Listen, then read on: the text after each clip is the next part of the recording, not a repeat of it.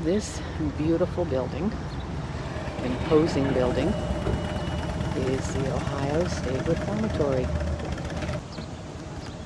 It was built in the last century and is reported to be one of the most haunted places in America. For a little ghost hunting, or at least a little history, you know this was used in the movie The Shawshank Redemption. Well, reading shopping opportunities.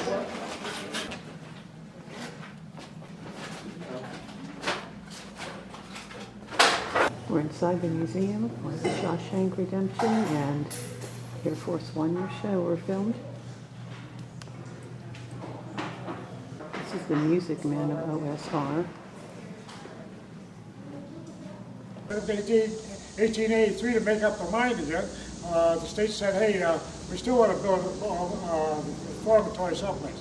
Well, what they did is Mansfield took a delegation down and they said, hey, we got 185 acres up there now. Do you want? Could you use that? They said yes. So that's what they started building. Okay. The first thing they did was hire Lee Schofield from Cleveland. These are the cell blocks. 1, 2, 3, 4, 5 levels. Cell blocks on both sides. It's all half-inch plate steel all the way through it, okay? And then also we got about 50 cells to a tier, 2 tiers to a floor, 6 floors high. You got 600 cells over there, okay, all together. That's the largest. In the east cell block.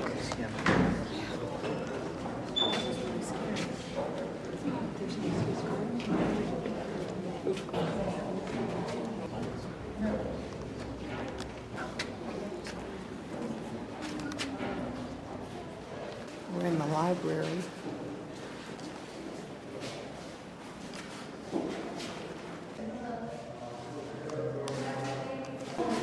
The back now.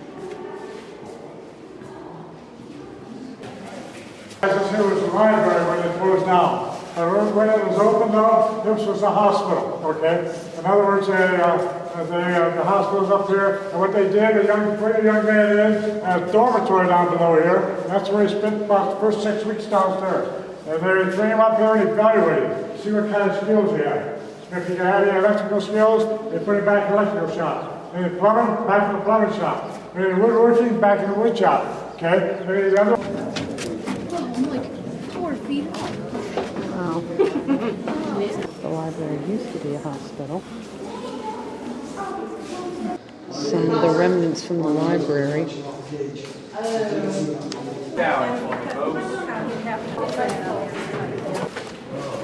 This is the shower room. Shawshank Redemption here, okay? Of course, they closed everything down here December 30th, 1990. They shot that in 1993. The city fire truck come out, got it in down there, and shot the water down through here, put dry ice down through here. When that water hit the dry ice, it looks like they have a steam bath all the way through. So I'm feeling cold spots all over the shower. It's cold right here.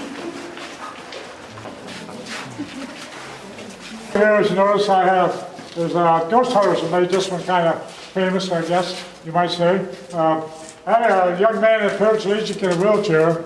He had been watching ghost hunters one Friday night, and his parents wanted to bring him down to see what the ghost hunters did down here. Okay, and so I usually come in maybe 45 minutes an hour early every day anyhow. So they asked me, says, "You want to take him around and show him what the ghost hunters did?" I said, "What'd they do? What am I looking for? I don't do ghost hunts. Matter of fact, I don't come out at night. You know, I just stay home one way or another." But anyhow, what happened, I brought him back here and I found the cell what he wanted to see. Okay, and it appears that he's in a wheelchair, remember? Okay, so 2 ghost hunters are coming down this way. They stopped in the cell right above me up here. They got scared and they ran back. So another ghost hunter came down and he said he heard the same thing. But instead of getting scared and running back, he put an X above the cell. And that's all that the young man wanted to see was that X above that cell. Should be right above my head on the cell right up there. Okay? And that's quite a thing. He dreamed about how to do this. Him and the engineer worked on it, and he got a chain drive up in the front up there, and all you have to do is put chain drive down, close all cells at one time. all the way through there. That's kind of personal custody. They've done something on the outside. When the other inmates found out about it, they caught them out in the yard and beat them up. And so they stayed in these cells 24 hours a day. They even got fed here. They have little brown boxes they come in. Maybe I give you something. Boxes went right through here. That's how they ate their lunch and breakfast, dinner, and supper. And they brought them here, and that's the way it is. They all went.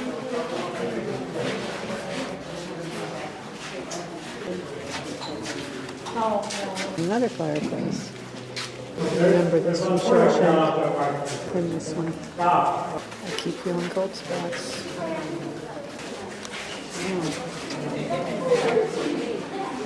Another cell. Guy made covered this bar up altogether.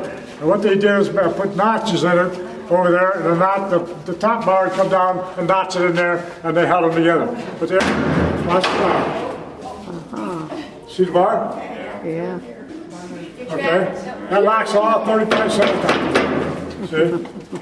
That got it. See you later, guys. He would come down, see how sick he was, then he'd come back and open the bar up.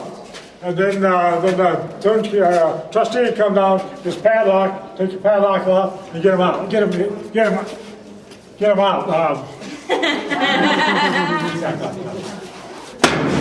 Okay. Get him out.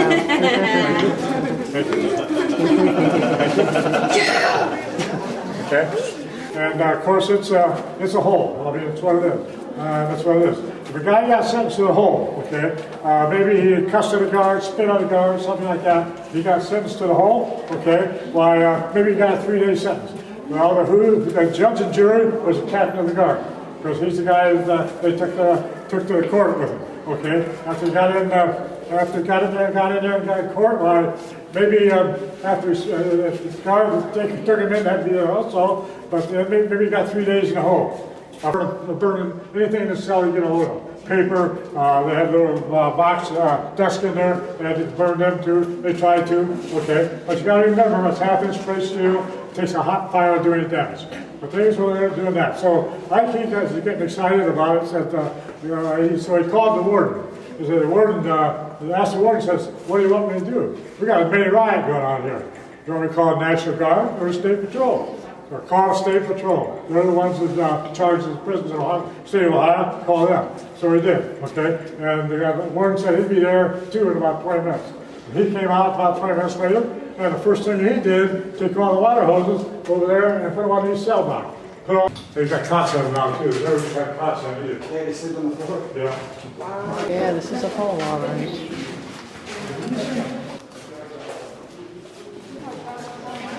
Looking at the Stations of the Cross.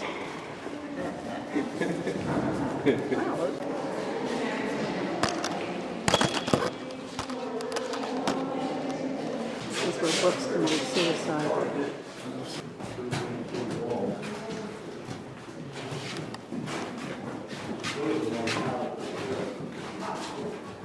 The kitchen. This is an amazing building. Last warden that lived here was a guy named Glatke. He lived here with his son and with 2 sons and his wife. Okay. One Sunday morning, in 1950, Mrs. Glatke was getting ready for church one morning. Pulled a drawer out of the closet in there. A loaded gun came out, hit the floor, shot her in the stomach. She died from that wound. The warden wasn't in town and wasn't here that day, and the houseboy never came over that morning. So they figured, well, they had something to do with it. All the way. Said in the papers, well, they probably had it figured and had her killed one way or another. But in the papers, on the radio, they kept saying they had a lot to do with it. But in the meantime, they put up a system back here. On the wall back there, you see the boards went up and down, all the way across there. You had to have 3 different keys to get in here, all the way through. Wow, that was some tour.